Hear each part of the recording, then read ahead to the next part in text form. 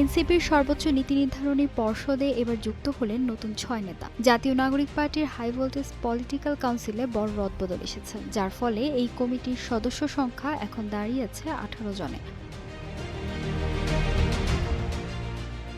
নতুন করে এই পাওয়ারফুল কমিটিতে জায়গা করে নিয়েছেন যুগ্ম আহ্বায়ক ও সংসদ সদস্য নুসরাত তাবাসসুম, যুগ্ম আহ্বায়ক সরওয়ার তুষার এবং যুগ্ম আহ্বায়ক আলী আহসান জুনায়েদ। তাদের সাথে আরও যুক্ত হয়েছেন যুগ্ম সদস্য সচিব আকরাম হোসাইন সিএফ, যুগ্ম সদস্য সচিব সালেহ উদ্দিন সিফাত এবং যুগ্ম মুখ্য সংগঠক ও সংসদ সদস্য ড মাহমুদা মিতু।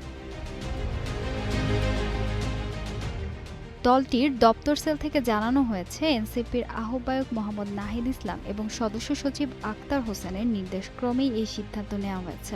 এর ঠিক আগেই কমিটির পরিধি বাড়াতে যুক্ত করা হয়েছিল সংসদ সদস্য ড আতিক মুজাহিদ এবং অ্যাডভোকেট আব্দুল্লাহ আল আমিনকে।